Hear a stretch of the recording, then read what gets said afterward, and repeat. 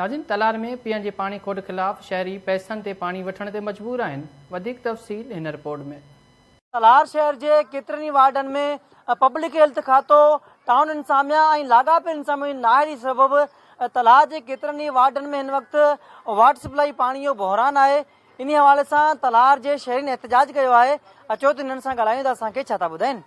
Water supply जो ओ चोर officer, ओ चोर क्लर्क, ओ टाउन जा चोर क्लर्क, ओ टाउन जा चोर ऑफिसर पानी जो तलार टाउन कमेटी में काफ़ी अरसे खां वाटर सप्लाई जो पानी बि कोन पियो अचे।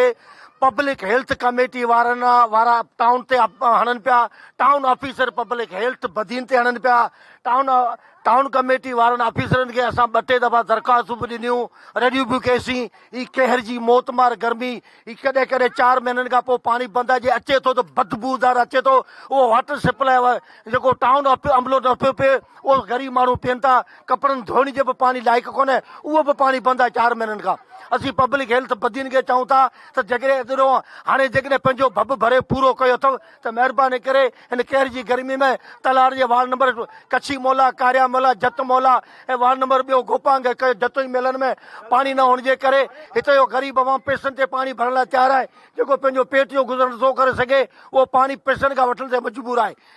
डिप्टी कमिश्नर बदीन, वज़ीर आला सिंध सभिनी खे अपील था करियूं त महिरबानी करे बदीन जे पब्लिक हेल्थ कमेटी खे लगाम ॾियनि, असांखे वाटर सप्लाई जो पाणी मुहैया कनि। गुज़िरे केतिरनि महीननि खां वाटर सप्लाई जे पाणी जो ॾाढो बहिरान आहे। असीं केतिरे दफ़ा एहतजाज कया, दरख़्वास्तूं लिखियूं, टाउन में विया, हेल्थ ऑफिसर वारनि खे दाऊं ॾिनियूं, पर को बि ऑफिसर असां ते को ध्यानु नथो ॾिए ऐं पाणी जी शदत खोट आहे। महिरबानी करे असांखे नई लाइनूं विछाए ॾिनियूं वञनि त जीअं पाणी जो बहिरान ख़तमु थी वञे। ये पाणी तलार शहर में पानी जी कमी है, पानी कोन थो अचे। एतिरी महिरबानी करियो के बि तलार में लेनूं ॿ लॻी पयूं आहिनि, पुराणी नई, पर पाणी हिकिड़ी में कोन थो अचे। ॿार वीचारा गर्मी में तड़फियो मरियो वञे था।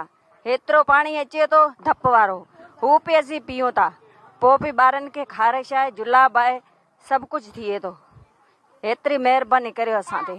असांजे पाड़े में पाणी कोन आहे, असांजा नंढा नंढा ॿार पाणी सां मरे पिया।